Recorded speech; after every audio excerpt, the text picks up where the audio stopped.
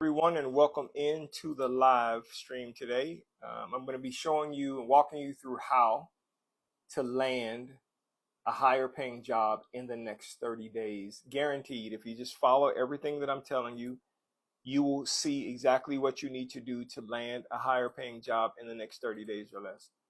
I'm going to talk to you about interviewing and why you're not getting job interviews. If you're submitting your resume to clients, to companies, and you're not getting interviews, I'm going to tell you why. Okay. There are just a few reasons why you're not getting interviews. And if you don't change it, it's not going to stop. Okay. So everything hinges on you getting interviews, because if you can't get interviews, you can't get job offers. And if you can't get job offers, you can't get a job. So if you don't know what happens when you submit your resume to a company, right, for a job opening that you know you're qualified for and you're still getting rejected for it, if you don't know why that's happening, you're going to be in big trouble for a long time. The goal is for you to understand exactly what pathway your resume is taking and why hiring managers are saying no to you. Okay?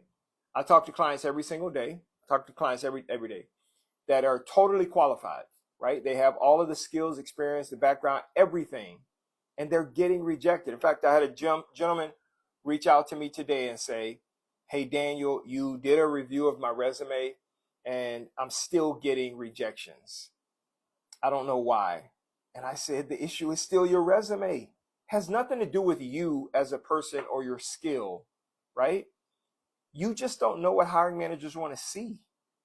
And because you don't know what hiring managers want to see, you're submitting your resume and they're telling you no. They're telling you no because they don't see what they want to see. Hiring managers are desperate. They really need the help. And so when they post or publish a position online through talent acquisition or recruiting through someone like me, they really need the help, right? So what do they want to know from you? Real simple. How can you help me? That's all they care about. How can you help me?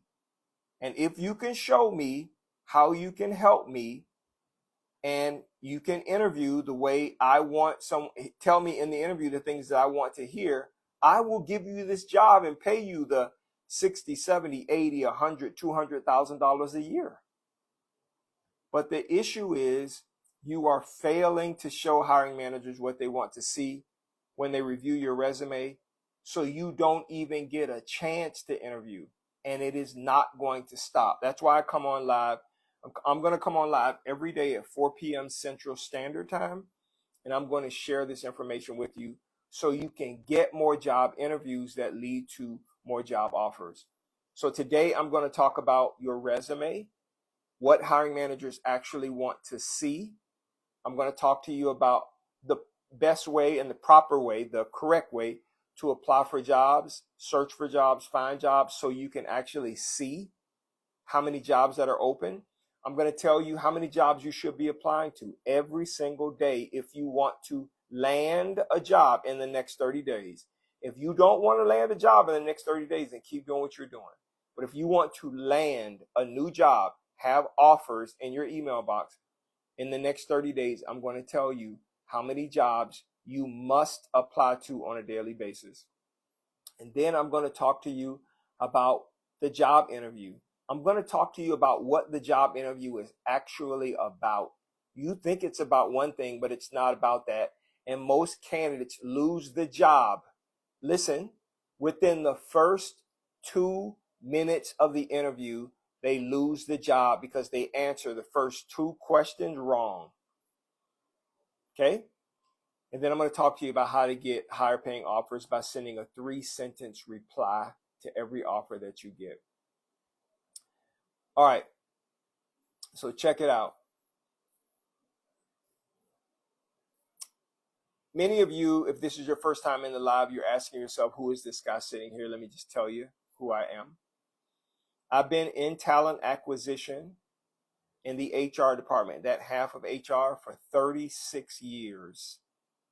I design the entire hire process, the hire life cycle for every company that I work for. Okay, now what do I mean? When a hiring manager has a job opening, they come to my office and they'll sit down and say, Daniel, I need to hire for this type of a position. I will then create a job description for them and get their approval. I will then do a salary survey and tell them the range and get their approval. Once I got their approval, then I go into the applicant tracking system. I manage the applicant tracking system. No one else does. And I publish the position on a requisition. That requisition then goes to our career site, and then 6 to 8 hours later, it lands on a job board. LinkedIn, ZipRecruiter, Indeed.com, Glassdoor, all of the job boards that are out there. That's when you see it, okay? You will then say, hey, I like what I see. I want to apply to the job. But what you don't know is the moment you submit your application, your resume starts a journey and you don't know what happens, okay? You submit the resume, you know you qualify for the position, and sometimes in 5 minutes, 5 days, 5 hours, whatever, you get a rejection that says, thank you so much for applying, you don't qualify. Or thank you so much for applying, we've decided to go with someone else. Go to our website and look at other positions that you apply for. Thank you so much for applying, no thank you. Or they won't even reply to you. You get no response at all, so you're left in the dark. You have no idea what's going on with your resume.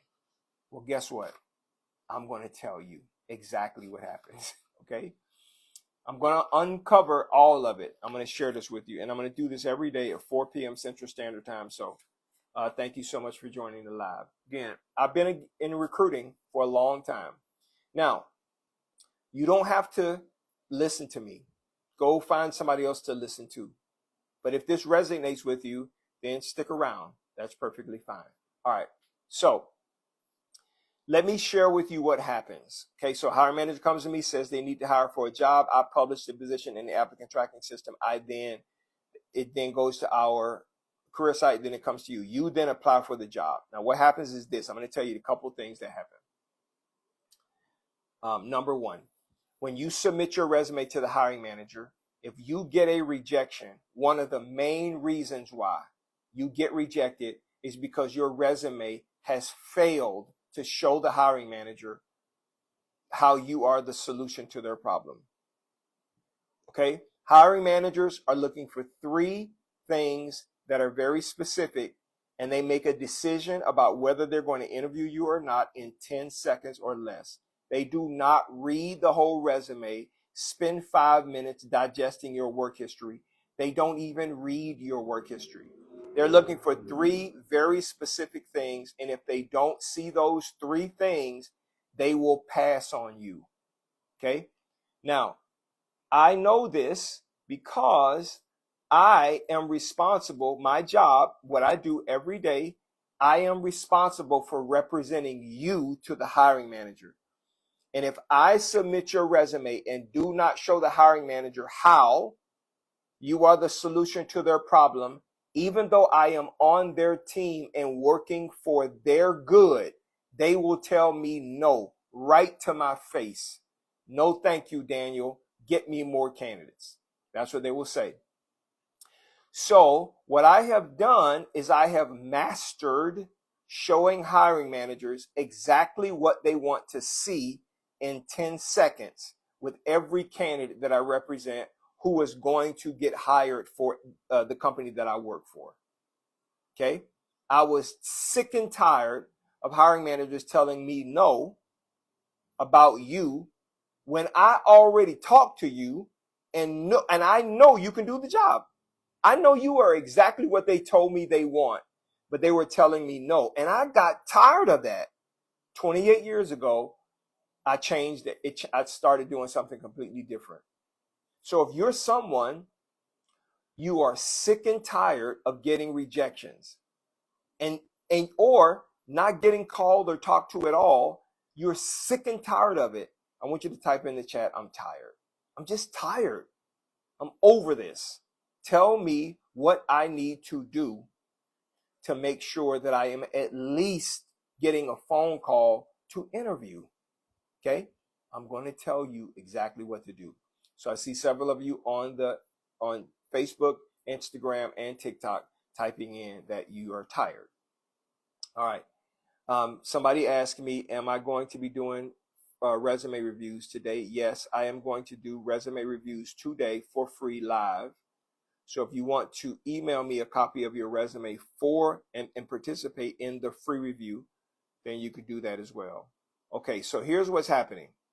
When you submit your resume to the job, okay, your resume goes from the job board or the career site. It comes to the requisition, the job posting in the applicant tracking system. Okay. So we look at your resume, and in 10 seconds, we make a determination about whether or not you are a fit. Now, I'm going to paint a picture for you and tell you exactly what hiring managers want to see so you understand. This will be very clear, crystal clear, vivid. Okay. So I want you to imagine, today is Thursday, right? I want you to imagine you woke up this morning and you walked into your kitchen and your floor was flooded with water and it was pouring out of the wall underneath your sink and you don't know how to stop it, right? So you then pick up your phone and you call a bunch of plumbers. Okay? 1 hour later, 3 people show up at your door, knock, knock, knock, or they ring your doorbell. One person is standing at your door. They have on a plain white work t-shirt with nothing on it. They have on a plumber's belt and they have khaki pants on. The second person is standing there and they have on a plain black t-shirt with nothing on it. They also have a plumber's belt and they have khaki pants on. Okay?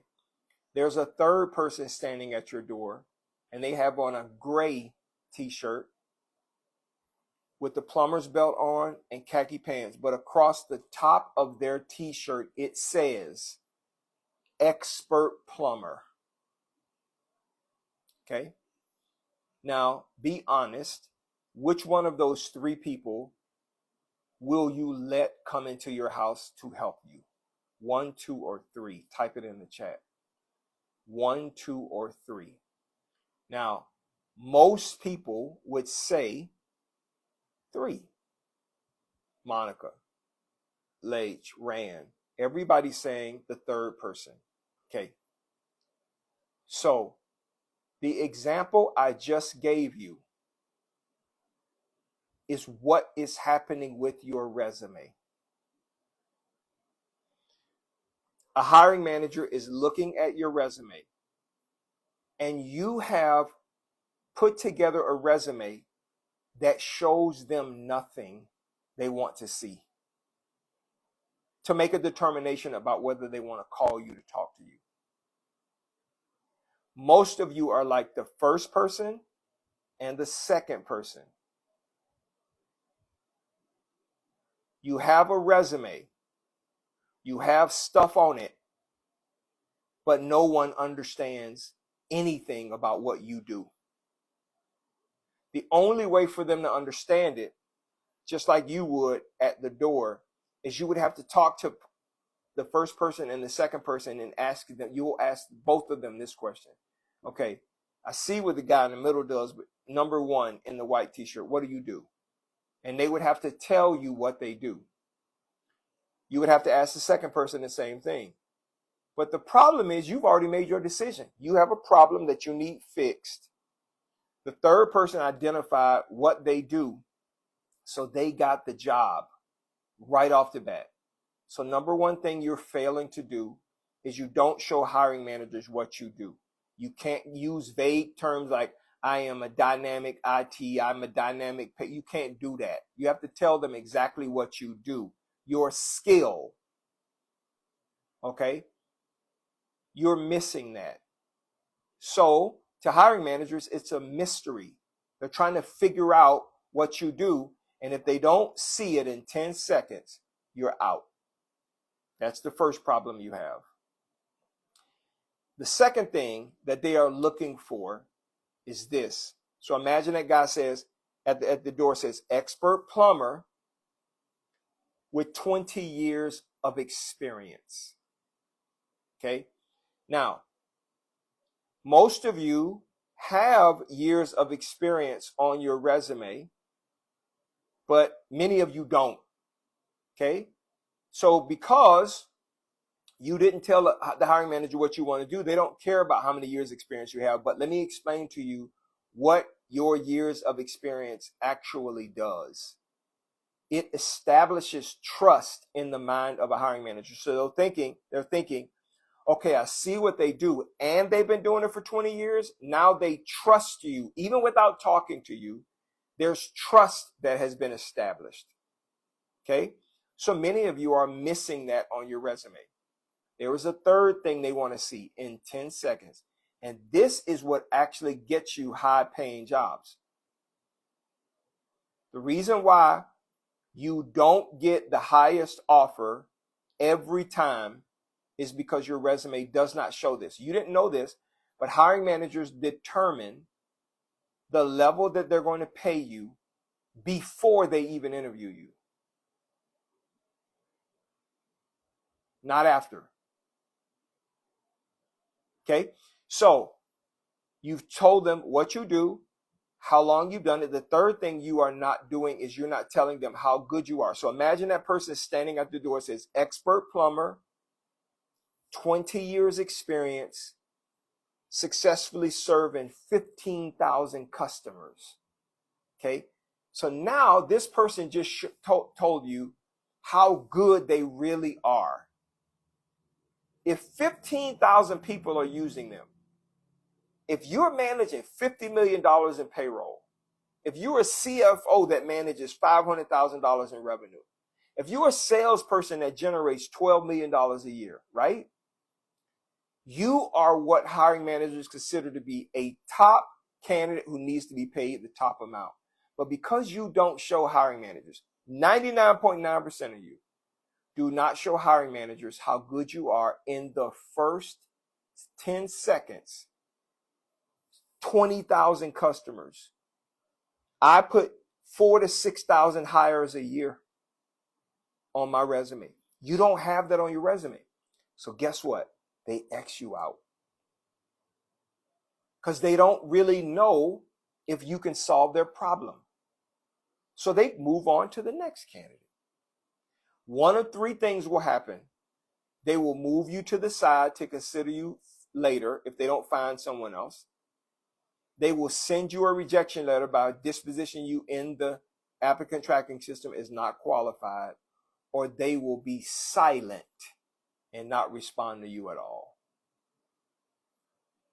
All of that really means they've ripped your resume up and they're not going to call you.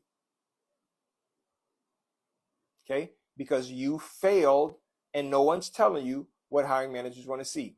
Now, I add a fourth thing to resumes. It's called a high value statement that makes a hiring manager immediately stop what they're doing and call you. Okay? So, Jet says, can you beat AI Caliber though? Not sure what you're asking. But this fourth thing that you add, okay? Everybody wants to know this. Okay? What do you bring to the table? In other words, how are you going to specifically help me? Now, you reserve your response for job interviews. But if you don't get a job interview, you won't be able to tell hiring managers anything. Okay? So Beautiful Ms. says, are AI resumes automatically looked over? The answer is no. We do not use AI to screen resumes for this reason. We know in talent acquisition that you have no idea about what to put on your resume that we want to see. We know that. Okay? If we start using AI as a keyword search tool, which has been going on forever, by the way, it greatly shrinks the number of candidates that we will actually get an opportunity to interview and submit to hiring managers. And that talent acquisition department will grossly underperform. So no, we don't use AI to screen people out. If anybody's telling you that, they're not being honest. Okay, I was going to say something else, but they're not being honest with you. Continue to ask me questions. I'll be more than happy to answer those questions for you. So what is a high value statement? A high value statement tells a hiring manager exactly how you will help them specifically to solve their job problem. Okay, let's say that person at the door, it said expert plumber, 20 years experience, serving 15,000 customers, and then it says this: I help you stop your leaky sinks in 5 minutes or less. So I call it a high value statement, but it's an I help you statement, right? It's a statement that tells hiring managers not what you've done, but what you will do if they hire you. I help you reduce turnover, attract a top candidate, keep candidates longer, right? Improve the quality of the skill that people have who come to work here. So it's an I help you statement. If it's payroll, I help you to eliminate payroll errors and satisfy and make happy employees when they get paid. Sales, I help you to increase revenue by 75% by consultatively selling and closing sales, whatever that is, your I help you statement. Okay.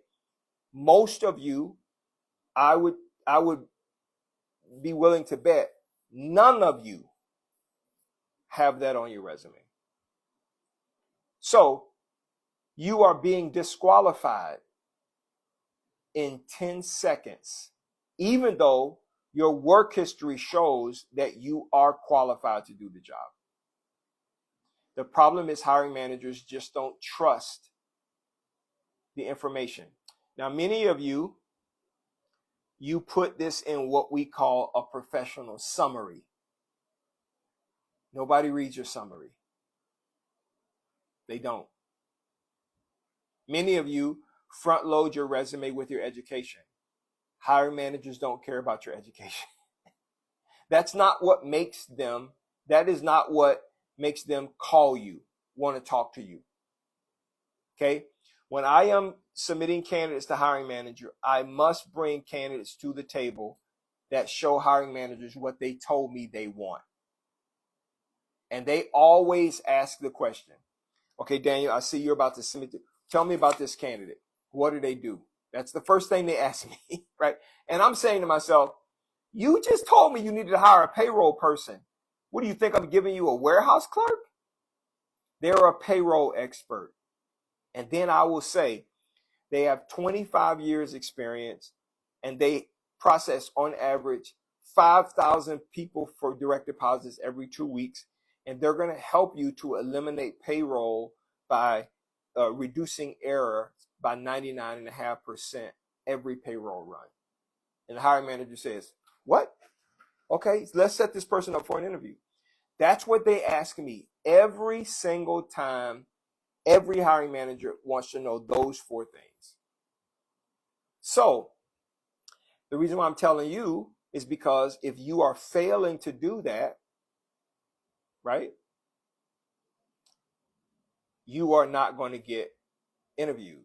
So MB says they want a free live resume review. Look above my head here on TikTok. It says daniel@dscds.com. So email me now and I'll give you a free resume review. I'm going to do some live resume reviews right now. I'm going to critique your resume and tell you exactly what a hiring manager sees the moment they look at your resume. I'm going to tell you so you can understand when your resume gets to the applicant tracking system and we open it up on that requisition, what we see and why we choose to send you a rejection letter. Okay? So that's the first reason why you are not getting interviews. Keep sending me resumes. I'm going to review the first 50 people who send me their resume. I'm going to tell you the second reason why you could be totally qualified, but I'm going to tell you why you are still not getting calls, right? Now, this category is no one is calling you back. And then 3 weeks, 4 weeks after you've applied to the job, you get a rejection that says, we decided to go with another candidate. Please go to our website and see if there are any other positions you qualify for and apply again. Okay, so I'm going to tell you why that's happening. This is what happens to your resume when you apply to jobs. This is important. And like, you know, I've listened to some recruiters who do social media stuff. They don't tell you this truth, but I'm going to tell you this truth. I'm only going to tell you the honest to God's truth.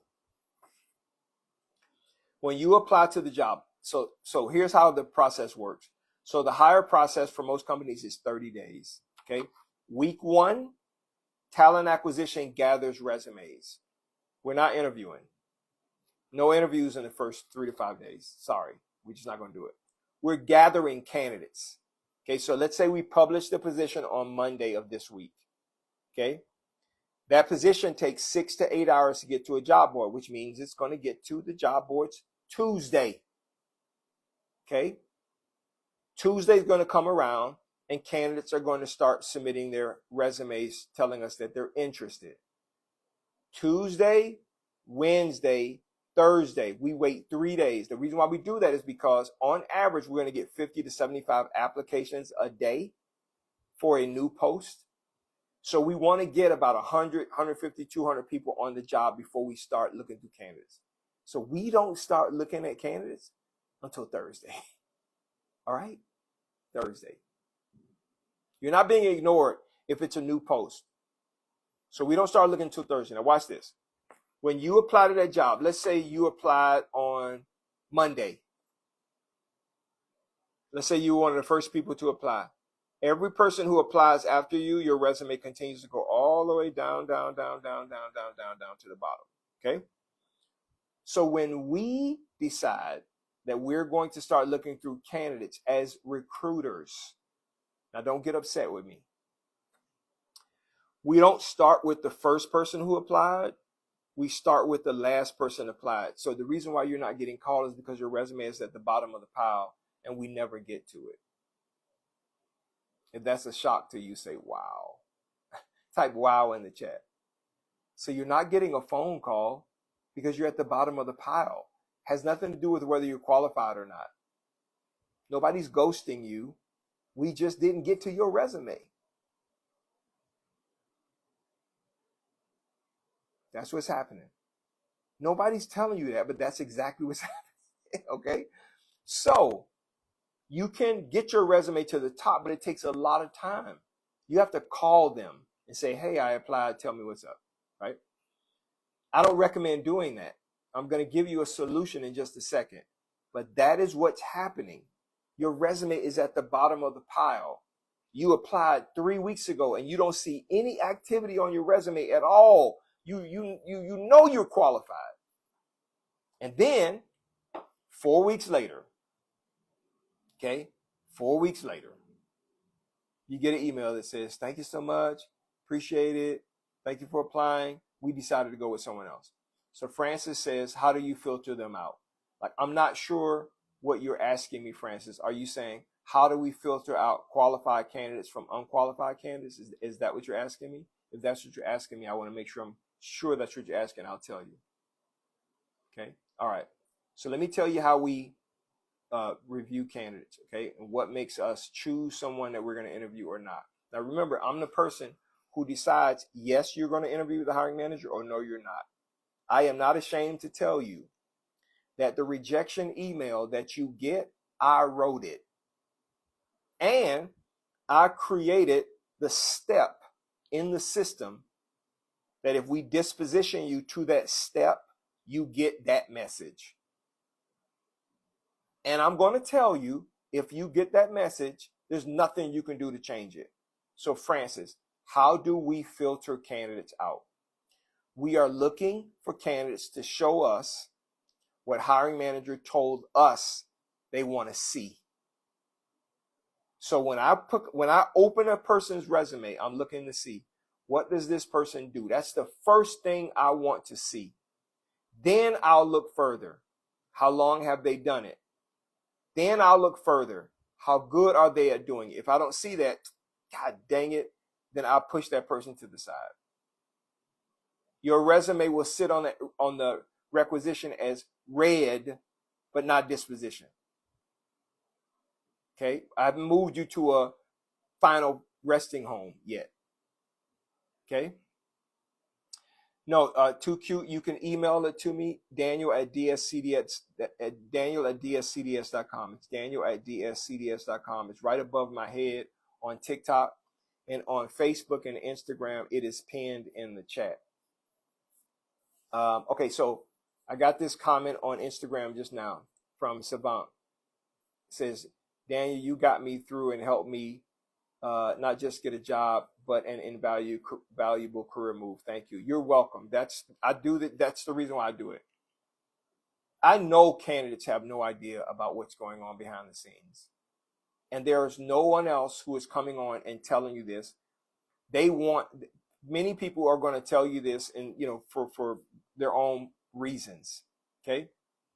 I'm telling you because I grew up poor, and I've been working my entire life to make sure people didn't feel like I felt when I was 13. I felt like I was a burden on my mom, and I wanted to make sure I made money so that she didn't feel the burden and have to worry about me. I've been working since I was 13 years old, like throwing newspapers, selling donuts door to door, McDonald's, Burger King, Popeyes, you name it, right? And the reason why I did that is because I know my mom was struggling. She had eight kids, right? And my mom and my dad divorced when I was like 6 or 7. So it was tough for her. So I've spent my entire life trying to help people avoid that same feeling that I had when I was 13. I'm not ashamed to say it. So yeah, the email address on Facebook and Instagram is pinned in the chat. And for TikTok, I'm sorry, it's right above my head. It says, email me now and get a free resume review and help. Okay, all right, I'll review. I'm going to do some reviews here in just a second, but I want to move on to this next part because I want you guys to understand exactly what's happening. So your resume is at the bottom of the pile. When we as recruiters are looking at resumes, it's usually, please hear me, a 1-to-20 ratio. What do I mean? We go through 20 resumes to find one good candidate. So for every 100 candidates that we have on a requisition, we're going to find 5 people that closely match what we're looking for. So our goal is to try to get to 200 applicants. Okay, that's what our goal is. If we can get to 200 good candidates and find 10 to 20 people we can pre-screen, then we're doing good. So that's why we wait 3 days, and that's why we may never get to you. If we find 10 or 15 people before we get to number 100 and you're 101, no one's ever going to call you. Okay, so I'm going to tell you how to fix that. Okay, now there's another problem that's connected to this that no one tells you about, but I'm going to tell you. All right, so again, I want to make sure I'm tracking. If you're sick and tired of being sick and tired, say, come on, keep telling me I'm sick and tired. I'm sick and tired. And you can email me your resume. So I see Leonard, Brittany, Evelyn, James, Kimberly, Zandy, B, Nicole, Brandy, Chris, Latoya, Teresa, Jalen, Tanya, Tamika, C. Walker, Siggy, Francis, Bruce, Jeffrey, Jamie, Carol, Crystal. I see you guys have all sent me your resume. So just take a second. If you want me to review your resume, if you want to be one of the top 50 people who get a resume review from me right now, I'm going to critique it and tell you. It'll only take me seconds to look at it. I'll tell you exactly. I'll say good, bad, ugly. Okay? Good, bad, or ugly. I'm going to tell you the truth. I'm just be honest with you. I'm not trying to be disrespectful. And I'm going to tell you what's missing and what you need to fix. Okay? And then I'll send you an email reply and let you know it in detail. All right. So again, keep asking me questions. If you have a question, you can answer. All right. So what's the third reason why you are not getting job interviews? Please pay very close attention to me. Whenever I'm talking to people who are on my fast track program, I'll tell you about that at the very end. I tell them before I complete their onboarding, I say, what I'm about to share with you is going to completely blow your mind. It is going to shock your system. I'm going to explain to you why it works, but your mind is going to be like, what? No, it's really? Yes. Okay. What I'm about to share with you. This is the third reason why you do not get job interviews, even though you are supremely qualified. Please listen very closely. Now I want you to answer a question as I get ready to tell you. Be honest. On average, thank you, Monica. On average, how many jobs would you say you apply to each week? Give me a number in the chat. Is that number 5, 15, 25, 40, 50? Like how many jobs applications do you do each week? MB, thank you so much. So Monica says 6 applications a week. 25 plus for Francis, right? How many applications do you do a week? 8 to 10. J-Dub, 10. Okay, I want you all to please listen to me. I don't want you to be distracted. Okay, just listen to me really quickly. 80 for Advocate Army. 30 hours per week applying to jobs, MB, 20 to 30 per week. Okay, so I'm going to tell you what you should be doing. Please listen. The average person who thinks they're applying to enough jobs, tell me they are applying to 25 to 30 jobs per week. 25 to 30 jobs per week. Beautiful. I'm going to start doing resume reviews in just a second. Okay. And then 2Q says, I apply to jobs only if I can commute. Okay. All right. Check this out. How many jobs should you be applying to and why? You should be applying to, listen, 100 jobs a day. 700 a week. If that's a surprise to you, type, what? I'm going to explain to you. Not only I'm going to explain to you how to do this in 30 minutes a day. Yes, 100 applications to jobs that you completely qualify for, that pay what you want to make, doing what you want to do. I'm going to tell you how you should be doing it, and it only takes 30 minutes a day. This is what I tell everybody on the Fast Track program. All right, so Beautiful says, is that doing Easy Apply? Yes. So let me explain to you kind of what happens. Now, this is what most of you think, and your thinking is wrong. You say, hey, I want to apply to a job, but I don't trust the job board. So I'm going to go over to the company's career site, and I'm going to fill out their application. If that's what you do, type that to me in the chat. Well, here's what you don't know. Whether you apply via the job board or whether you apply via the career site, we don't care because the application comes to the same spot on that requisition. The only difference is the application source. That's all it shows us. Where did this person apply from? That's it. So I tell people on my Fast Track program, don't go to company career sites and fill out applications. You're wasting your time. We only want your resume. We don't look at the application information that you spent 30 minutes typing. We don't want that. We just want your resume. And if we do not think that you're qualified, we're going to send you a rejection letter and you just wasted 35 minutes of your time. when you could be spilling out applications in 10 seconds.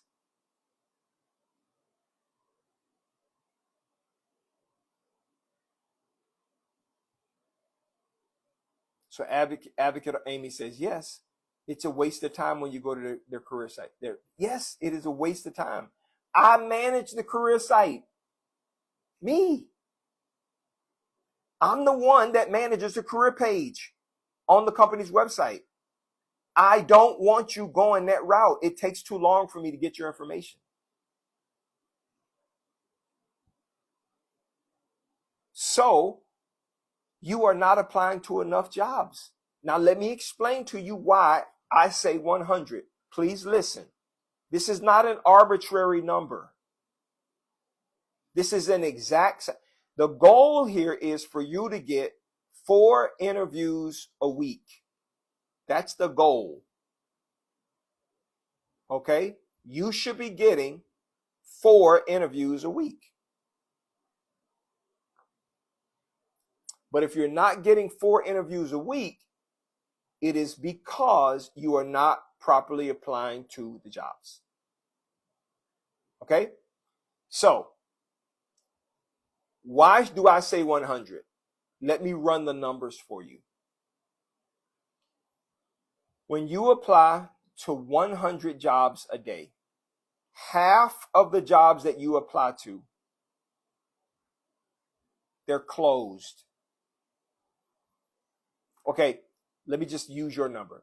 When you apply to 30 jobs a week, half of the jobs are closed. Okay, you're saying, what do you mean, Daniel? Okay, so let me explain to you. When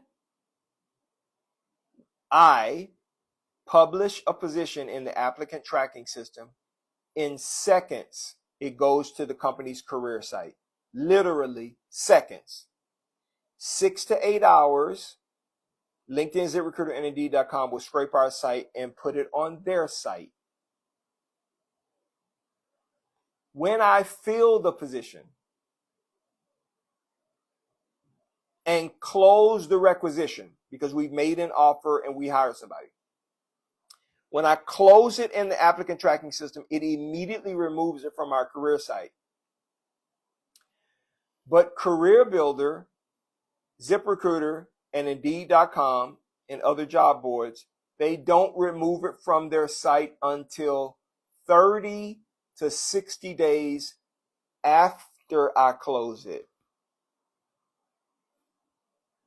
So you are applying to jobs that are already filled and you don't even know it.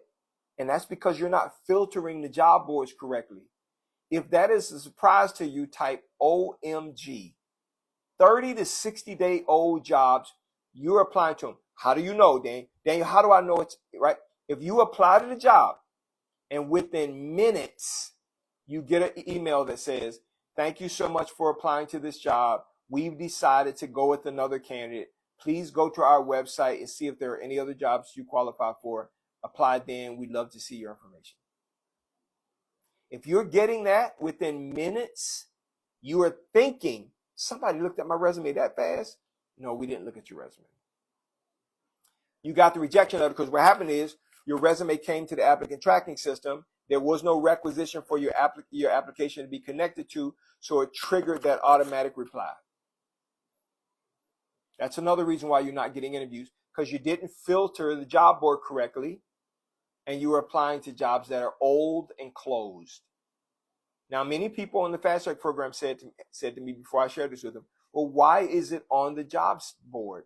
Because LinkedIn, ZipRecruiter, and Indeed.com wants you to have those jobs open so they can do a commercial and say that there are millions of jobs open, but they're not live.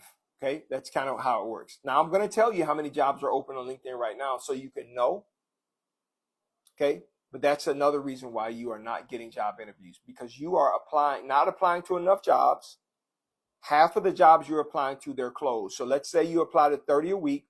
Now you have 15 companies that are considering you. 15. Half of those companies don't like your resume. Now you're down to 7. Okay, let's make it 8. Half of those jobs, you're at the bottom of the pile. Now we're down to 4. You're being considered by 4 companies. The average person is only being considered by 1 or 2 companies per week if they fill out 30 applications a week.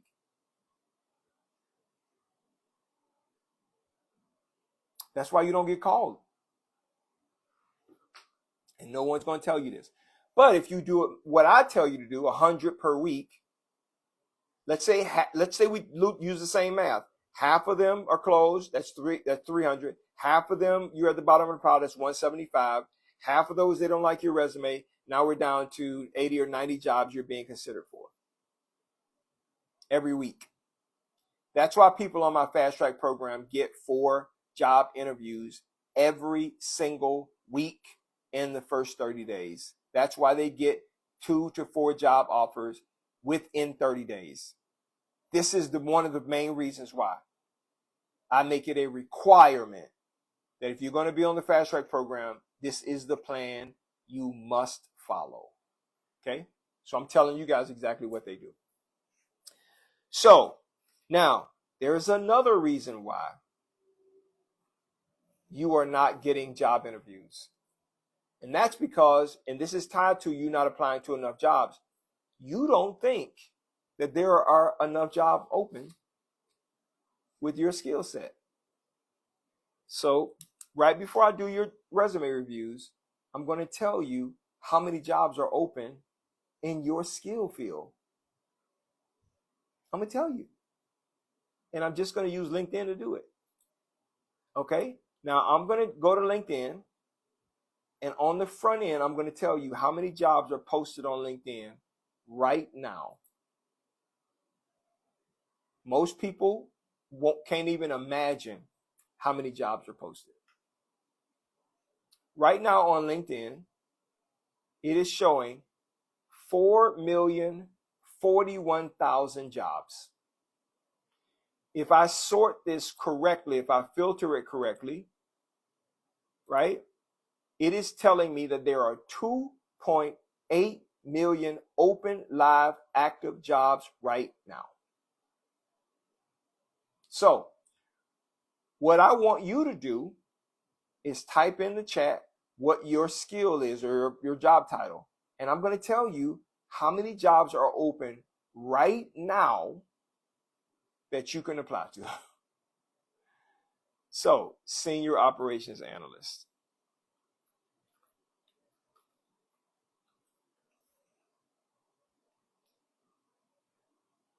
$7,000 jobs for Senior Operations Analyst. Paralegal. And I'm going to tell you the big issue that most people have when they search for jobs. 6,000 jobs for paralegal. Equipment driver, equipment operator.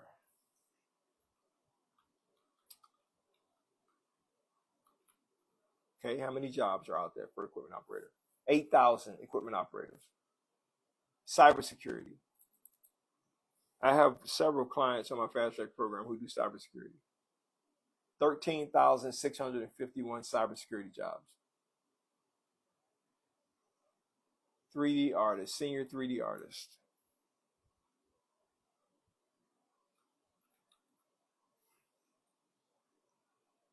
It's showing 400 jobs for senior 3D artist, but I can show you, you need to be using different keywords.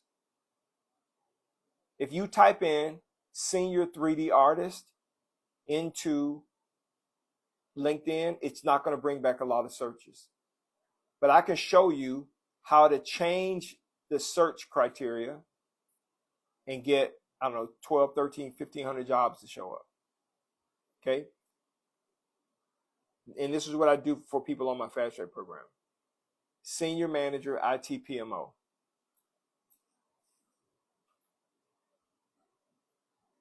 Okay, so for IT, it's 48,000 jobs on LinkedIn.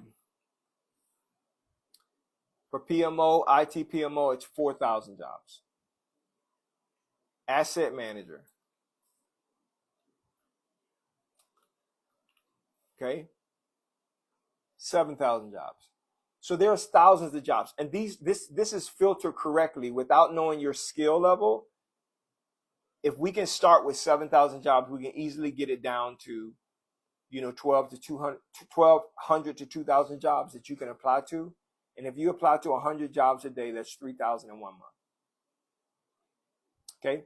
The issue is you don't know how to do this. Now, let me explain to you the problem that you are having. Okay. Most people, when they search for jobs on LinkedIn, they search wrong. And what do I mean? Now, when you look at LinkedIn and you decide you want to search for a job, it asks you, what are you looking for? Do you want me to look up a job title, skill, or company? Almost every single one of you will type in your job title. The job title you had, the job title you currently have, or the job title you want. That's what you type in to LinkedIn. Well, here's what you don't know. LinkedIn is not Google. You can't use LinkedIn like Google. You can't type in any more than 2 words. If you type in more than 2 words, it reduces the number of results you get back. It's not like Google. You're telling LinkedIn when you type in, for instance, senior manager IT PMO. I'm going to type that in and I'm going to tell you how many jobs come back. So senior manager IT PMO, right? If this is how you're starting your search, senior manager IT PMO, 156 jobs. That's not how you search.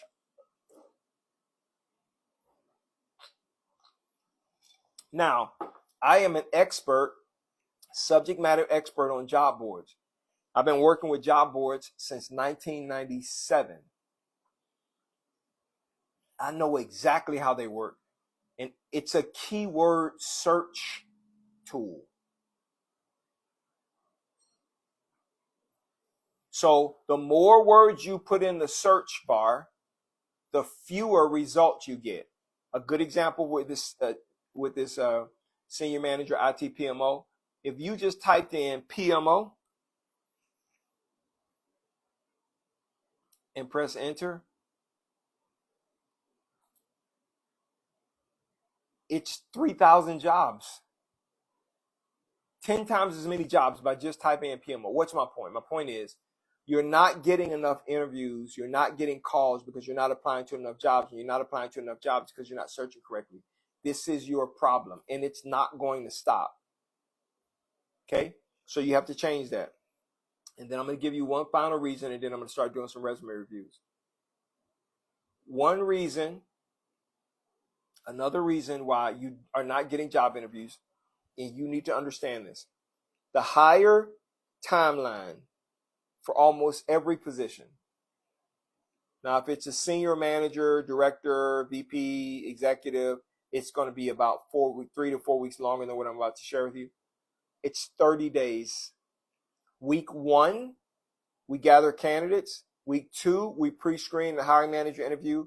Week 3, we final interview, make offers. Week 4, offers are accepted. We close the position. The average job should be filled in 30 days. Okay, those are the KPIs that I track for my team. It should be filled in 30 days. And if it ain't filled in 30 days, you got a problem. You either have a candidate flow problem, or you have a mismatch problem with respect to how we are submitting candidates to hiring managers, or hiring managers are being too picky, whatever it is, right? The bottom line is jobs should be filled within 30 days.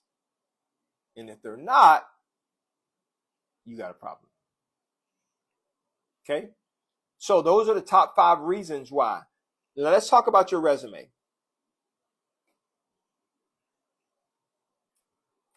About to run out of juice. All right. So let's talk about your resume. I'm going to do free resume reviews right now. So if you want to get in on getting your resume critiqued live right now for free, I'll do it for you. All right. I'm just going to go through and pick people's resumes that have submitted them, and then we're going to go from there. All right. So Listen, and again, I don't want you to get upset with me. I'm going to be honest with you. I'm going to tell you what your resume looks like from the perspective of a hiring manager and a recruiter at the VP level. Okay. My job is to make sure that I submit to hiring managers candidates who show what they are looking for. Okay. So, B, that's BEEB, and that's JEQUI, Jaquian, whatever. What is the name? You know who you are. All right. So let me explain to you what I'm seeing. So this is what I want everybody to understand.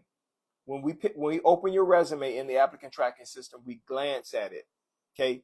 I'm going to tell you right now, your resume is very hard to read. Okay. This is very discouraging for recruiters because now you have to make us work. We have to work hard. Hiring managers are definitely not going to read this. Okay. So when I look at your resume and I'm taking a look at it, the first thing is I don't know what you do. So now I'm forced to look closer at your resume and try to look through your resume to see if you do what it is I need or the hiring manager needs someone to do. Now yours says you have a summary here. Okay. You are summarizing what? Nobody reads summaries, by the way. So do not put a professional summary on your resume. It says that you're a senior 3D artist and CG supervisor with 15 years experience delivering enterprise level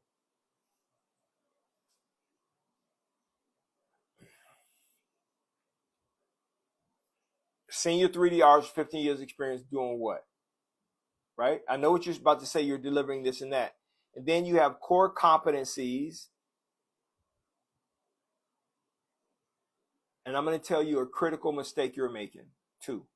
Now, I can skim and scan resumes a lot faster than most hiring managers, which is why they use us. Thank you, Wanda.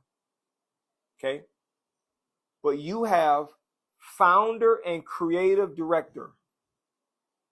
I want everybody to please listen to me. If you are looking to work for a company and you are a founder or a owner or a partner, take it off your resume. This is exactly what hiring managers think when they see this.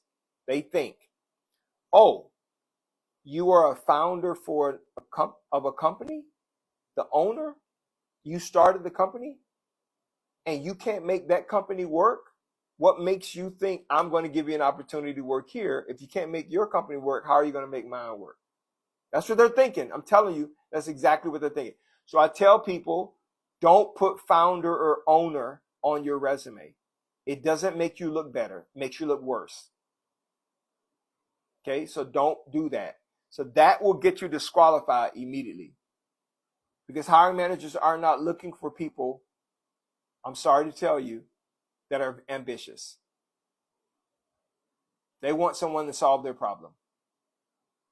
And they want you to continue to solve their problem until death do you part. That's what they look for. Okay? So I would give your resume probably like a 4 out of 10. Your resume will be passed on. And I couldn't submit your resume to a hiring manager in this way. Okay? So Nicole R. No, let's go with Chris. I'm sorry, hold on. Maria S. All right. So Maria, your resume is coming up. Okay. So you have the same issue, Maria, one of the same issues. Okay. So I can see you have a professional summary. And the cool thing about your professional summary is it's shorter. So it makes us probably pay a little bit of attention to it. But it says you're a senior level claims specialist. Nobody knows what senior level is. Are you an expert? Are you a senior person? What are you, right? Senior level. What does senior level mean? It's different in every company. So you need to tell them that you're an expert claims specialist with 20 years of experience in litigation and insurance, managing complex liability portfolios. That's too vague. You have to be more clear about the what you do. Okay? So, best case scenario, your resume will get pushed to the side. And if we don't find someone else who clearly tells us how they are the solution to our problem, then we'll reach out to you. So I would give your resume maybe a 5.5 out of 10. Not someone that we would jump at and say, let's call. You wouldn't be one of the top 10 or 20 people that we talk to. Jonathan W. We're doing live resume reviews, so if you want me to review your resume for free live, just email it to me. It's Daniel@dscds.com. Daniel@dscds.com. Okay.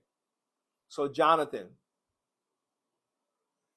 I'm going to read your profile and I'm going to tell you why it's a huge mistake. So it says, results-driven procurement and supply chain professional. Okay, so what is a results-driven procurement and supply chain professional? Like, what do you do, right? Do you do procurement in supply chain? It says you have 10 years experience, so you are a senior or expert. Well, like, what are you, right? I don't know. It's very hard for me to understand just from that first line exactly what you do in supply chain. Are you a procurement pro? Like, what? This is the big challenge that hiring managers have when they are looking at your resume to try to figure out exactly what the deal is, right? And then it says leading supply negotiation, strategic sourcing, and cost optimization, operational purchasing, proven ability to act as a primary commitment. See, all of this stuff is hiring manager sees this as fluff. You have to be as straightforward and direct. This is who I am. This is what I do. This is how long I've done it. And this is how I'm going to help you. That's exactly what hiring managers want to see. And this is too much. So, I would give your resume a 5 out of 10 too. Francis F. If you want me to review your resume, just email it to me. It's Daniel@dscds.com. Daniel@dscds.com. Let me see. Wanda, you want me to go over yours, but let me see if I can see it. Wanda, I don't see your resume here, so you have to email it to me. I don't see it. Okay, so Francis. Okay, Francis F. Okay, so same situation, right? Now you have a summary up here that says you're a lead cybersecurity analyst with over 8 years of experience in specializing in threat detection, risk assessment, and incident responses. You are proficient at utilizing. Okay, so I can see that you're cybersecurity. I can see that you have 8 years experience. Are you a leader, expert? What are you? So you do cybersecurity as an analyst, but how are you going to help them? So your resume is not horrible, but there are no metrics on here. I can't see any of those things on your resume. So because of that, your resume will get probably a 5.5, 6 out of 10. It will be pushed to the side, and if other people don't clearly show exactly what they bring to the table, then they may call you. Okay? Just trying to see if you guys have any questions.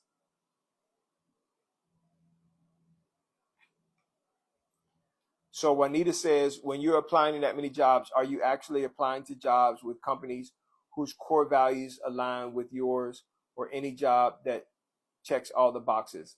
Juanita, no one applies to a job that actually where their core values align. You're not going to know about the core values that are published may be completely different from the values that you actually experience in an organization, right? So You are marketing yourself to as many companies as possible to give yourself an opportunity to speak with them to see if you're a fit. You're not going to know about core values until you get in the organization anyway. So, yeah. What is the best resume job apply engine? 65% of all jobs are on LinkedIn, and the other 35% are on ZipRecruiter and Indeed.com. Those are the 3 job boards you should be on 100% of the time. McAllister says, I need help. Just email me. I'll be more than happy to help you. John, you're a director of sales. Okay.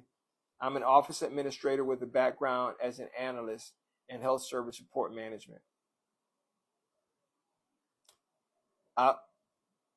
McAllister, I don't know what you mean when you say that. Like, you just confused me. Are you an office administrator? Are you an analyst?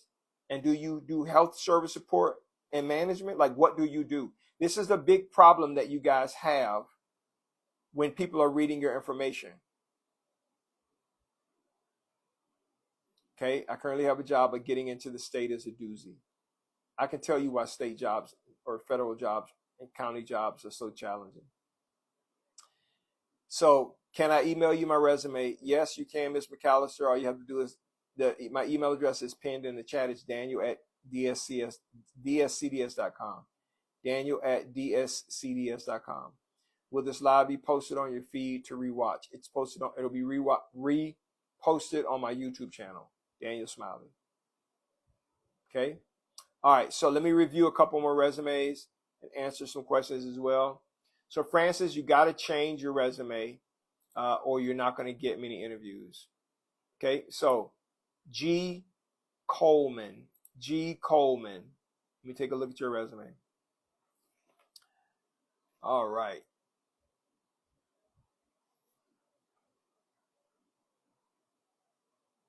This is a good resume because we did it.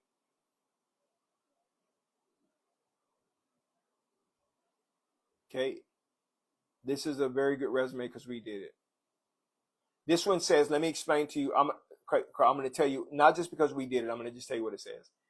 It says this person is a senior operations analyst with 12 years federal and state experience driving high volume case analyst, regulatory compliance, and data-driven decision support, improving process efficiencies across large-scale public sectors. So what they do, how good they've done it, how long they've done it, how good they are at doing it. It's all listed here. Process 60 plus cases on a daily basis, resolve 75 plus claims discrepancies every day. And hiring managers want to know that. Like, how many claims have you processed on a daily basis? Because they have in their mind how many claims they need someone to do. Okay. So that's the answer to that. Kelly B. Kelly sent me a law firm resume. So Kelly, don't use this resume. This is not a good resume at all, right? So it says professional profile with over 15 years of leadership experience. This expert in customer service and operations management is proactive, detail oriented with strong. No, even after reading 2 sentences or whatever, I have no idea what this person does. You can't be applying to jobs and expect hiring managers are going to respond back to you with this resume. So you don't want to do that. This is not good. So again, I'm going to review a couple more resumes. So if you want to send me your resume for a review, I'll be more than happy to do that. And if you have a question, I'll be more than happy to answer it for you. Advocate Army says, I got some really good hits from that resume you made. I'm shooting for 200,000 C-suites. Very good. I'm glad to hear that. Okay. Yeah, the resumes that we create are designed to do one thing. By the way, the purpose of a resume, let me just give you guys a clear understanding. Your resume has one job, right? Your resume, its purpose is to quickly get hiring managers to say, yes, I want to talk to this person. That's what the job is of a resume. You're not supposed to have all of this fancy, crazy jargon on it, all of this data, historical data. You're not, all of that stuff doesn't matter. When a hiring manager picks up your resume, this is the litmus test. Please listen. If a hiring manager can look at your resume and in 10 seconds say, this is definitely somebody I want to talk to, that's a good resume. If it takes them longer than 10 seconds, 15 seconds, 20 seconds, 30 seconds to try to look through your resume and figure out if they want to call you, that is not a good resume. So in 10 seconds, you have to be able to tell a hiring manager with your resume what you do, how long you've done it, how good you are doing it, and how you help them. So that's the test. Or they're going to pass on you. And that's not going to stop. And if that happens every 30 days, you have to repeat the process all over again every 30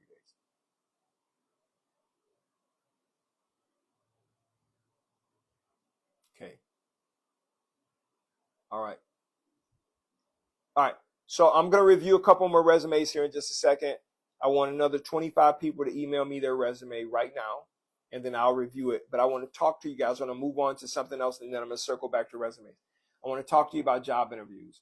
So if you are getting job interviews, or you're someone who is getting job interviews, but you're not getting job offers, I'm telling you, you're losing the job in the first 2 questions and first 2 minutes, because you don't know why hiring managers are asking you what they ask you. What I do for a living is I provide interview questions and best answers to hiring managers when they talk to you. And I tell hiring managers, ask this question. This is what you're looking for. This gives you an indication of what this person is like or will do, or can they be trusted or not trusted, okay? So I want you to listen to me too, because nobody else will tell you this. At least I've never heard anybody else tell you this. Hiring managers pick you to interview based on your skill.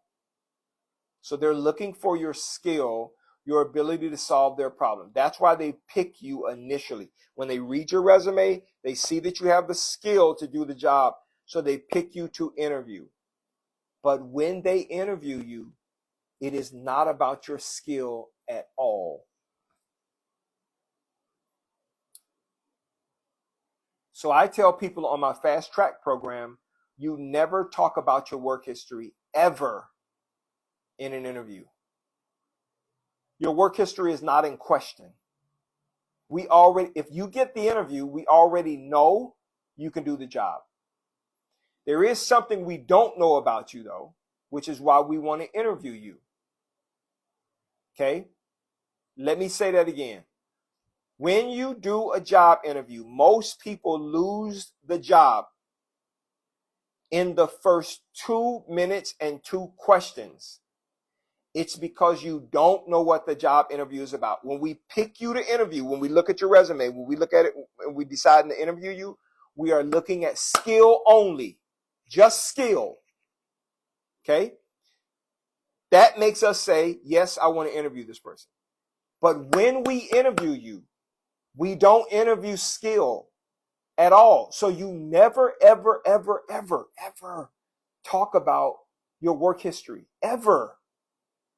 That's why you lose the job. I'm going to tell you the first 2 questions every hiring manager is going to ask you, and I'm going to tell you how you answer and why it's wrong. Okay? So Relentless says, what is it about? I have an interview tomorrow afternoon. Any tips? Truly appreciate it. Stick around, Relentless. I'm going to tell you how to land this job tomorrow. The younger and older people don't get to hear advice like this. Okay, so listen to me very carefully. Relentless, I'm about to answer that question right now. Tell me about yourself. Okay, so what is the job interview about? Okay, it is not about your skill. We've already settled that matter by picking you from your resume. Okay, so please listen. On my fast track program, when I do interview prep with clients before an interview, I tell them, don't talk about your work history because they already know your work history. So if you're talking about your work history, you're going over your resume again, and they're saying, what are you talking about? I already know you can do the job. I already know you have this many years experience. I can see it. Like, that's not what I'm asking you. then what are they interviewing for? We pick you to interview because of your skill. We pick you to hire because of your character. So we're not interviewing your work history. We're interviewing you to understand your character as a person and professional. That's what the job interview is actually all about. What do I mean? So when they say, tell me about yourself, almost 100% of you regurgitate your work history. That is strike one. Well, thank you for giving me the interview. I have been doing talent acquisition for 36 years. I've worked for the largest this. I worked for the largest that. I managed a team doing this. I managed a team doing that. I did this. I did that. I did this. I did that. I did all of these things and all of these things and all of these things. And the hiring managers over there, and this is what they hear. Wah, wah, wah, wah, wah, wah, wah, wah, wah. And they're saying, I already know that. I have your resume right in front of me. Why are you telling me that? That's not what they're asking you. Okay? What they're saying is this. Hey, Relentless. Thank you so much for coming to this interview. This is just an icebreaker.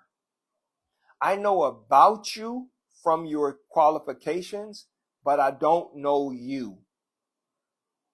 So, can you please tell me about who you are, not what you've done? So they're asking about your character. What are some character traits? Well, I'm a hardworking, committed, loyal, team player, honest. That's what they want to know. They're trying to establish trust.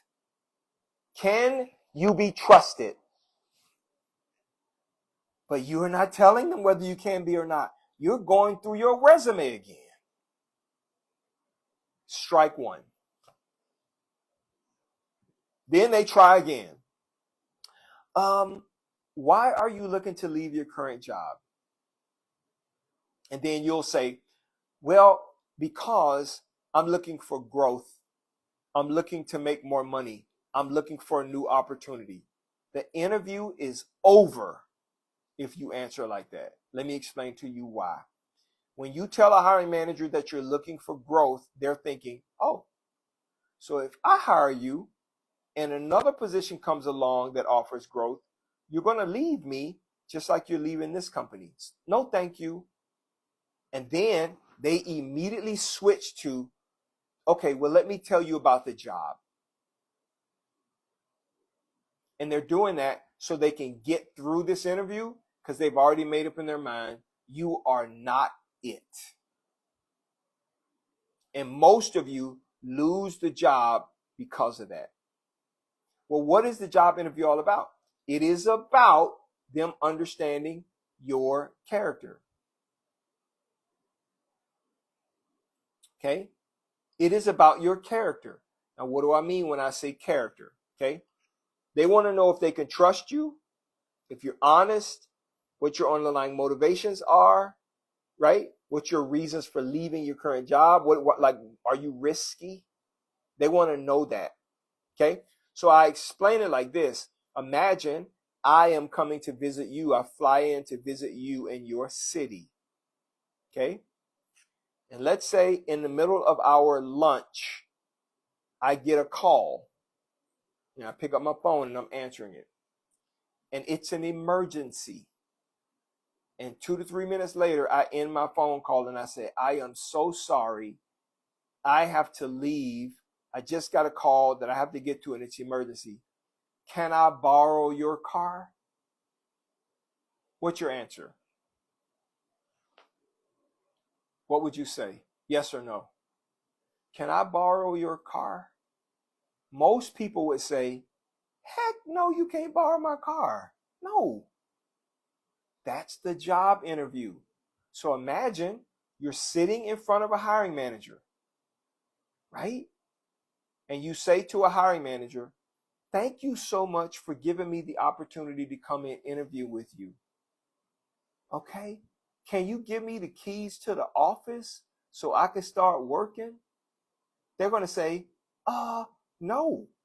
Why won't you let me borrow your car? Because you don't know me. You don't know me.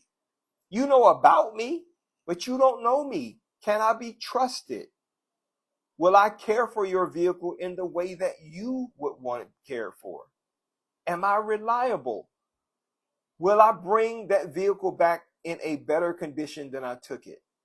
That's the job interview. And that speaks to your character, not your skill.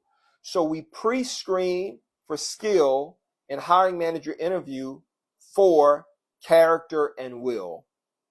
So you never, ever talk about your work history ever in an interview. That's the reason why you're not getting job offers.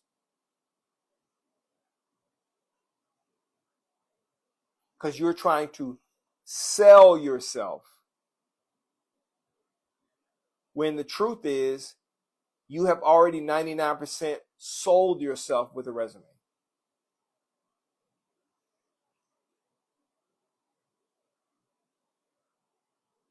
And that's the issue.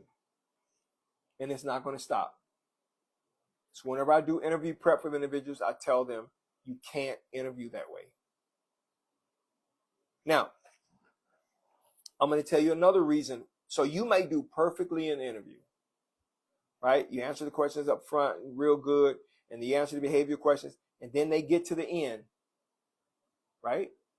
And they say, okay, well, those are all of the questions I have. Do you have any questions for me? Now, be honest. How many questions do you typically have prepared that you are going to ask? Tell me, give me the number in the chat.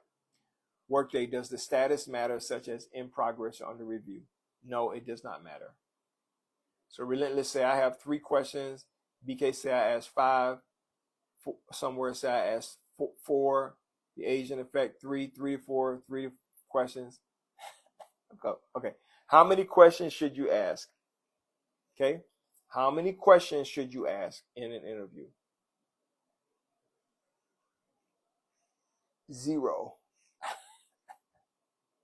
You shouldn't ask any questions. Well, you should ask one question, only one.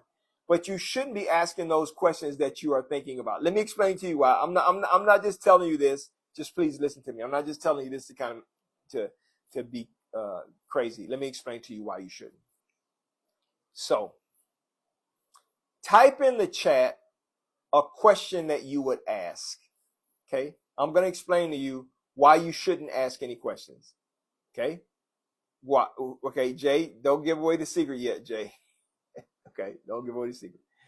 All right. So Dainty Thing says, I disagree. You should ask questions. Okay, well, tell me, what questions would you ask in an interview? Okay, Rand, don't give away the secret yet.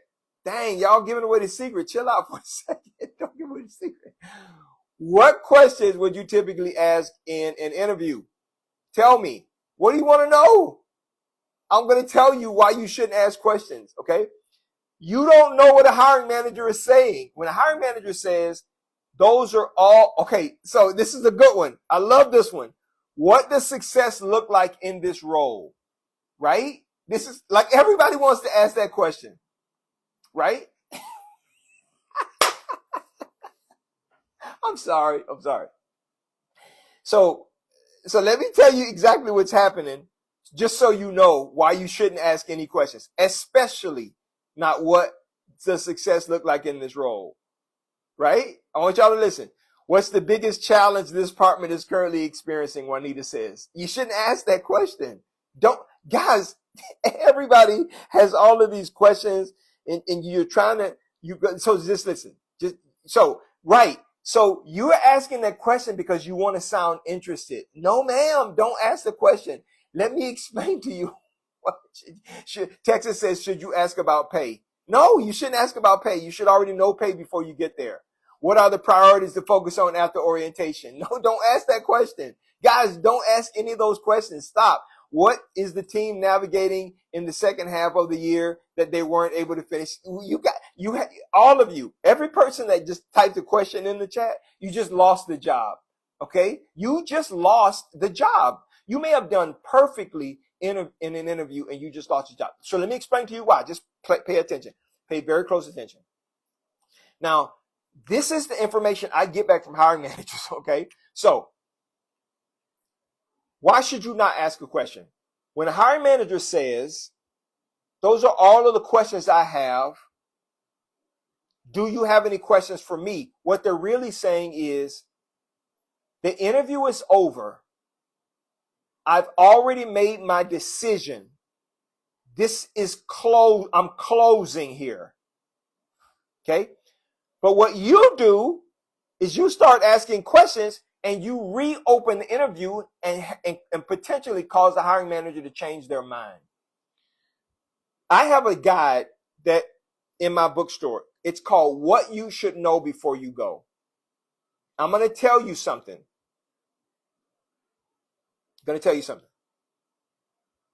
The more difficult the question is for a hiring manager to answer, the less of a chance you're going to get the job. Okay? What does success look like in the next 90 days? They don't know. What are the top priorities? They don't know. They don't know it. I'm telling you, I work with these hiring managers. They don't know. So what you're doing is you're exposing a vulnerability by asking your fancy questions. Now a hiring manager takes a step back and says, oh, well, maybe this is not the right person.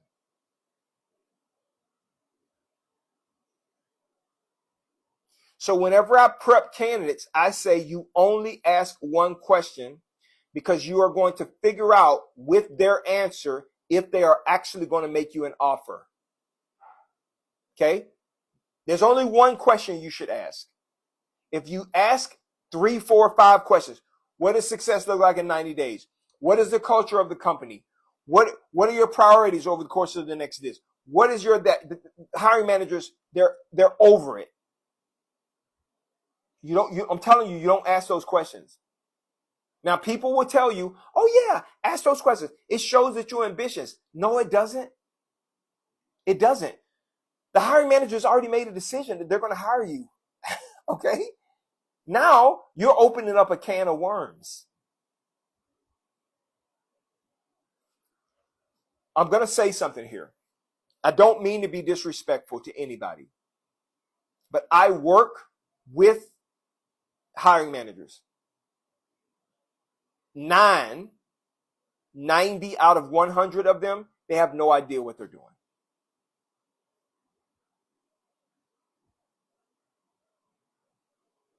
They don't. If you understand that makes sense to you, type in the chat, I agree. They don't know what they're doing. When I interview for jobs, I interviewed one time with a CEO and 2 VPs of operations that I was going to be supporting. And I asked them, they told me what the problem was. And I said to them, what is human resources telling you is the issue with recruiting? And they told me, well, they're telling us that there are not enough candidates in these markets. This is what I was thinking. You are the CEO and you don't know that data? You are the VP of operations responsible for managing and staffing your region. And you don't know that information? Thank God you don't know it because you're about to pay me over $100,000 a year to do this job. And that company, the problem that had existed for 15 years, it took me 4 months to solve it. Because they don't know. Most hiring managers have no idea. So you and your fancy self ask hiring managers these high-level questions in hopes that you are going to sound interested, interesting, ambitious, and you are sounding more foolish than you know. because they don't know the answers to those questions. So you just became less interesting. Okay. So I need to say, to be honest, that's why I asked them so I can see what I'm really getting myself into. But what you just explained makes sense. You will never know what you're getting yourself into until you get started. That's why you have the first 90 days. I left the job once where I met with this person, and I did not know that my manager's manager was a micromanager, and no one in the interview gave me any indication that that was the case. You think they're going to tell you that? Oh, Daniel, you're not going to be able to make any decisions as a director because this VP wants to make sure that everything runs through them first. I would have said, man, I ain't coming here to work here. You crazy? No, I'm not. But nobody told me that. Why? Because they're not going to be honest with you. All right. So what question should you ask? You should only ask one question. And this question benefits you. It is a very selfish question. And you should ask it 100% of the time. And it should be the only question that you ask. Hiring managers won't understand it, but they will answer it, but they won't understand it. You are looking for an answer that tells you whether or not you're going to get an offer. This is what you say. Hiring manager says, these are all of the questions that I have. All of the things that I have to say about the job. Do you have any questions for me? Hint, the interview is over. I've already made my decision. This is what you say. Thank you very much. I learned a lot during this interview. I do have one question to ask. When would you like for me to get started?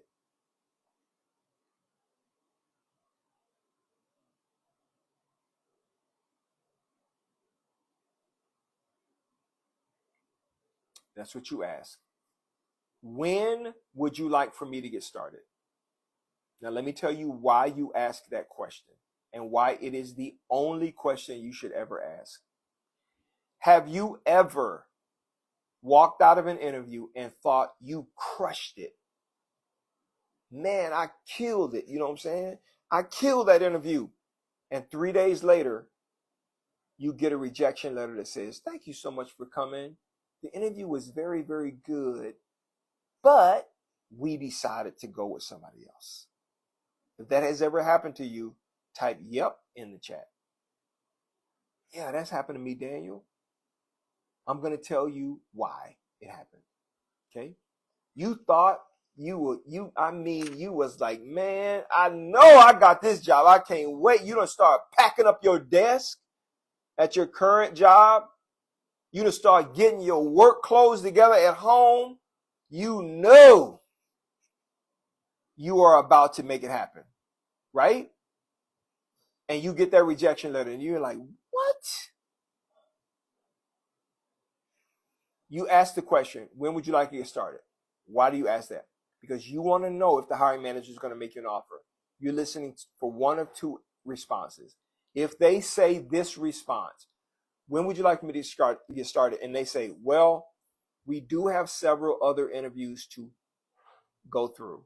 And once we finish all of the interviews, then we will decide who we want. They are not going to make you an offer.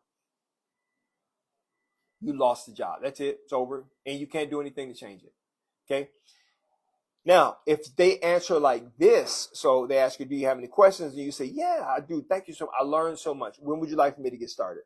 If they say this, well, the next steps are, we will have someone from HR, talent acquisition, reach out to you. We have to have you finish your application. We have to do your background check, onboarding, and we want someone to get started on June 16th. They are interested in making an offer, and you'll get an offer usually within 2 to 3 days. Now, let me explain to you how offers are made, how fast offers are made. Hiring managers make up their mind.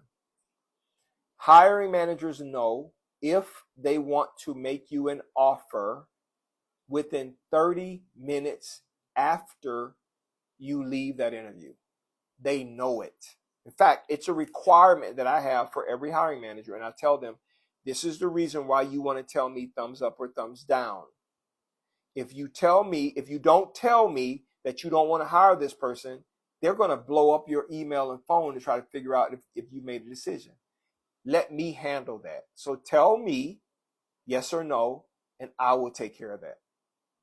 If you want to hire this person, but you're not ready to get that person started, you need to tell me that so I can call that person and keep them warm for you, because I would hate a week from now for you to come back and say, yes, let's make this person an offer, and they're no longer available.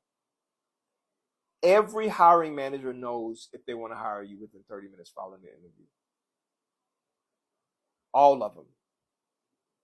They may have other interviews to do, but they know if you are one of the top people. I know this. I'm willing to stake my whole career on it. It's a requirement that I have for every hiring manager I work with, for the reasons I just told you. So you're walking out of interviews, you're thinking you did a great job, but you got no indication about whether or not they're going to hire you or not. You got to ask that question and not those other questions that you think show that you're ambitious. Okay? This is the reason why you're not getting offers. This is the reason why you're not getting interviews. So I have a guy that I work with on my fast track program. His name is Ron. Ron is in his mid-50s, and he was laid off and was looking for work for 8 months. He got a severance because he had worked with a company that laid him off. I talked to a lady today, or spoke with a lady today, who has been working for a company for 18 years, and she just got laid off. She has no idea what she's going to do. Okay? So Ron attended one of my trainings. Okay? And he says, Daniel, I don't know what I'm going to do, but I don't know if you can help me. So he explained to me what was going on. He says, I've been applying to jobs for the past 8 months, and I haven't gotten an interview. And I said, okay, well, have you sent your resume to me for the free review? He said, no. I said, well, you need to do that first. And then he said, I think I'm being aged out of the market. I think when companies see my resume, they see that I am in my mid-50s, and they don't want to hire me. They would much rather hire more younger people, and that they can pay less. So I think I'm part of ageism. And I said, too cute, don't worry about it. I blocked him, so he can't make any more comments like that. So I said to Ron, there really is no such thing as ageism. I talked to another lady today who says, I'm 66 and I retired for the past 2 years. I'm going to get back in. I just think my age is an issue. I said, it's not an issue. You just don't know how to apply to jobs where that's not an issue at all. There's no ageism, right? Nobody's going to hire an 18-year-old to be a CEO of a $30 billion company. So is that reverse ageism? No, it just means that that person doesn't have enough experience to do it. And I told this other person, this lady today, I said, ma'am, you're not suffering from ageism. You're suffering from an afraid hiring manager. They're saying to themselves, you have all of this experience and you're applying for this little old job. Why are you applying to this little old job? If we hire you and another big job comes along, you're going to leave us too. That's exactly what's happening. Okay? So I said, it's not ageism. Your resume is just not positioned correctly. All right. So Ron says, Dan, I don't know what I'm going to do.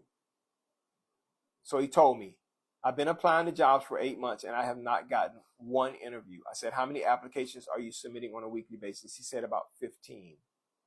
And I said, okay, what do you do? He told me, I'm a senior sales account manager. I said, okay, great. He says, I don't know if you can help me. Do you think you can? I said, I think I can. He says, okay, I'm going to give your fast track program a shot. it's my last ditch effort. I don't know what else to do. And I said, okay, great. By the way, I'll tell you what the fast track program costs in just a second. Trust me. So Ron says, okay, I'm going to get started. So he did. Ron started the fast track program March 5th of this year, March 5th. And so first thing I did is I told Ron, step 1 on the fast track program, I need to fix your resume. We need to make it a magnet. So when people see it, they say, this guy is the solution to my problem. So that's the first thing I did. I fixed his resume. The second thing I told Ron is, you and I, we're going to get on a Zoom call. And I am going to help you fix your LinkedIn profile, because your LinkedIn profile is your social professional resume. So we need to make sure that's right. I told him he was missing a couple things. And I said to him, when we go to your LinkedIn profile, we look at your banner, profile picture, headline, and about us section. That's all we look at. His was jacked up. So we fixed that. Then I said, now we're going to upload the resume that I created for you, and you're going to delete all of these other ones that are not working. Okay. All right. So that's what he did. And then I said, you told me you were applying to jobs over the course of the last year, but last 8 months, and you have not gotten an interview, 15 jobs per week. I said, show me what you're doing when you search. So he says, okay, first thing I do is I go to jobs and I type in my job title, Senior Sales Account Manager. Okay, so he types in Senior Sales Account Manager. And I said, okay, we just brought 2,759 job openings back. I said, Ron, don't touch anything else. I said, half of those jobs right there, they're closed. He says, what do you mean? I said, Ron, we haven't even started filtering yet. And when we start filtering, you're going to see, you have to sort jobs by date posted. And we haven't even started it yet. Most of those jobs are older than 30 days, so they're closed. So we filtered, and that, sure enough, we got down to like 1,500 jobs. And then I said to him, most of those jobs you're overqualified for. So your experience level hasn't been filtered. So let's experience by your filter level. And then we're going to experience by easy apply. And we got down to 18 jobs. And I said, is this what you're doing? So you only have 18 jobs available to you. Your resume is not good. So half of those are not going to work at all. So they're not going to want to talk to you. Half of those jobs were closed. So that's another. So you got 15 jobs. Now you're down to 7. Now you're down to 4. And then I said, you're going to be at the bottom of the pile for half of those. Now you're down at the bottom of the pile for 2 of them. I mean, you're being considered potentially for 2 jobs every week. That's why nobody's calling you. So I said in the last 8 months,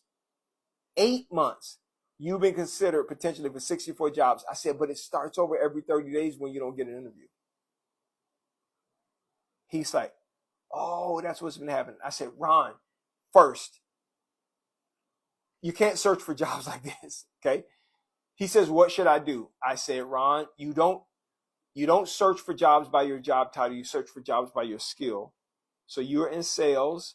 So we're going to type in sales and see how many jobs come back in sales. That's what I told him. So we typed in sales. When he did his search, it was 2,700. Now my search is 487,000. I said, now that's a lot more than what you did. It's more than 200 times. So 487,000 jobs in sales. And then we started filtering all the way down through date posted, experience level, easy apply, all of the things that we're supposed to. We got down to 43,000 available jobs that match his position, pay, and what he wants to do. 43,000. So I said, now what you're going to do is you're going to apply to these jobs. Easy apply is going to take you 10 seconds per job, and I want you to apply to 15 jobs right now. It took him 5 minutes. I said, you just applied to more jobs in 5 minutes than you did all of last week. And then I gave him the formula: 30, 30, 30 in 30 days. 100 jobs a day, 7 days a week, 30 days straight. You're not going to stop. I don't care if you get interviews, offers. I do not care. You are going to do this every day for 30 days. What was Ron's result? So remember, Ron hadn't found a job in 8 months. He didn't know what he was going to do. He has a family to feed. Remember that burden I was telling you about earlier? I didn't want him to feel this burden. So what happened?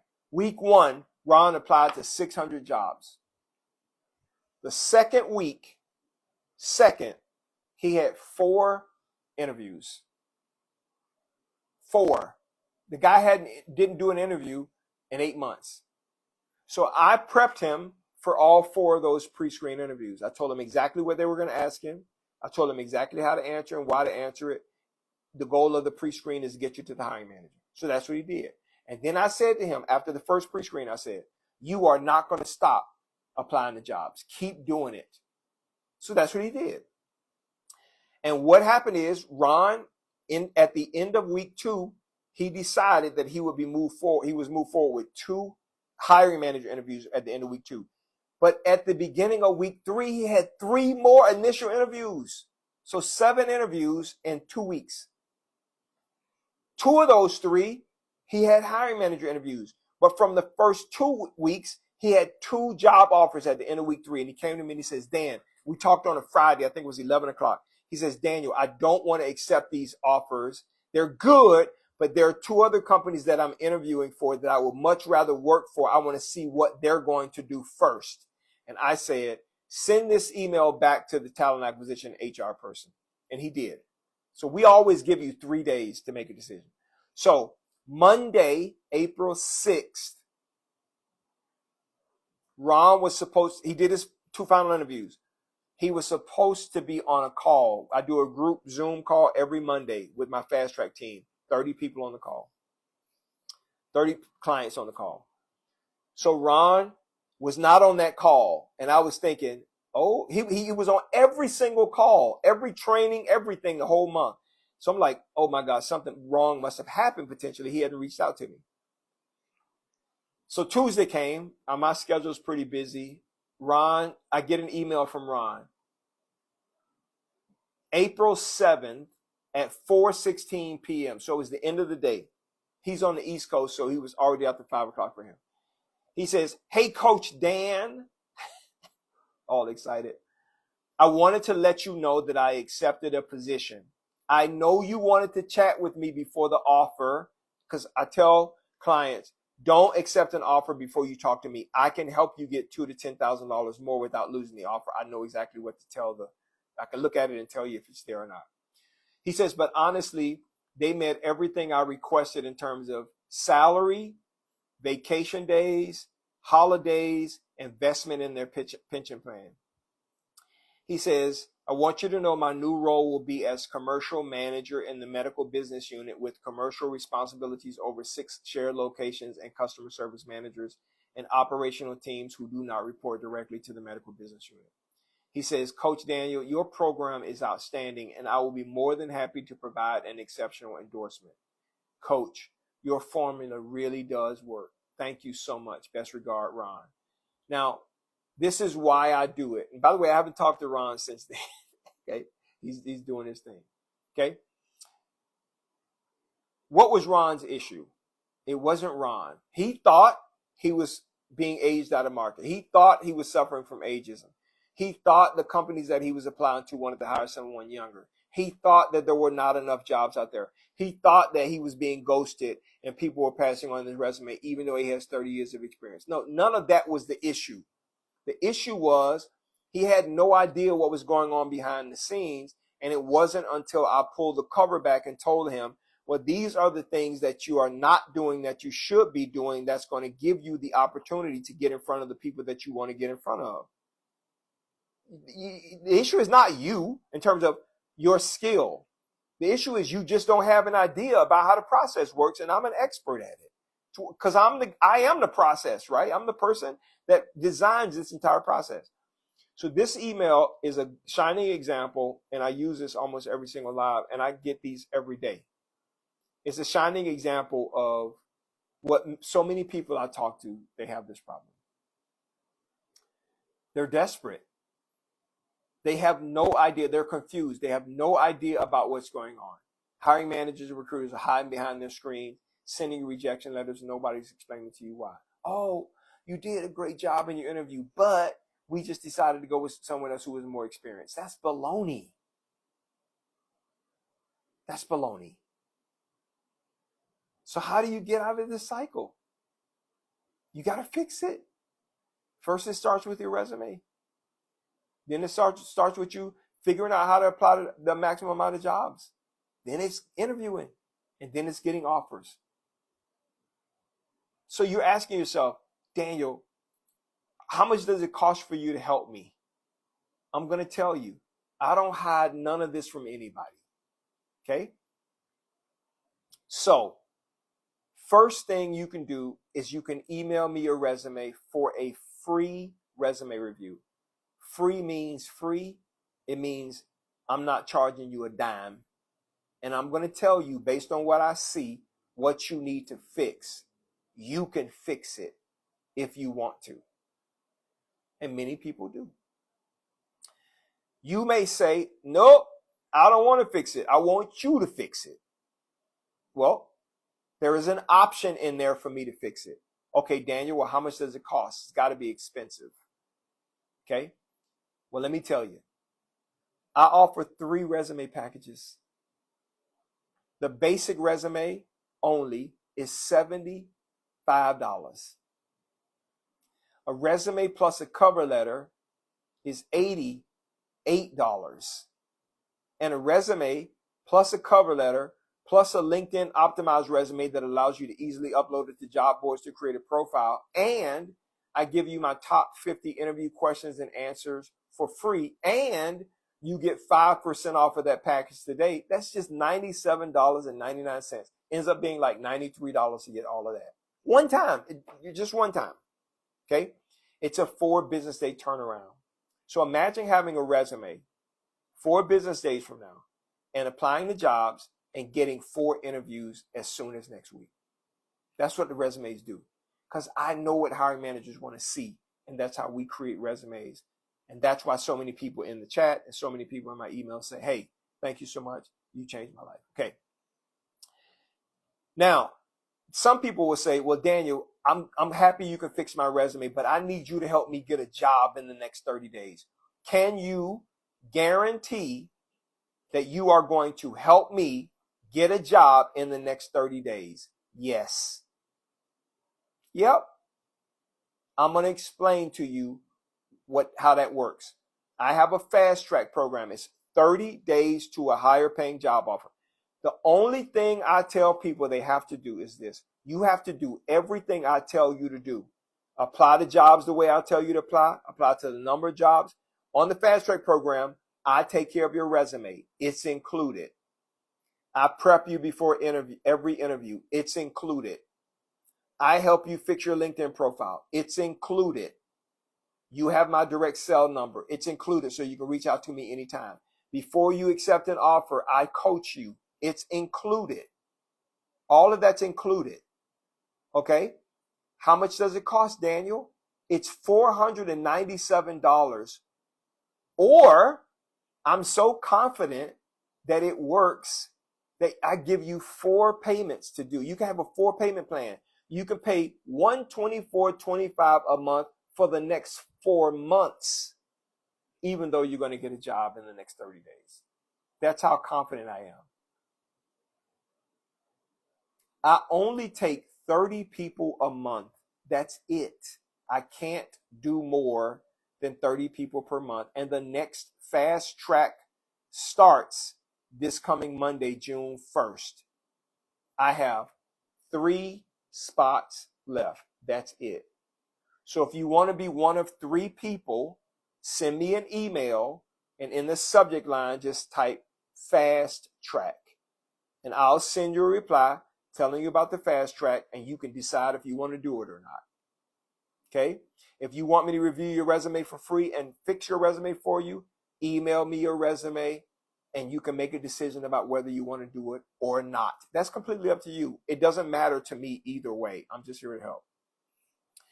There's a scripture in the Bible that says a person who has faith but does not show the works has dead faith. Okay? There's a benefit to faith. But if you are not showing action associated with the faith you have, you will not get the benefit. Information without action is what I call entertainment. People scroll on social media all day, every day. And they watch content over and over again. And there are answers that resonate with them on the inside, and they do nothing. And guess what? Week after week after week, their lives continue to be the same and sometimes gets worse.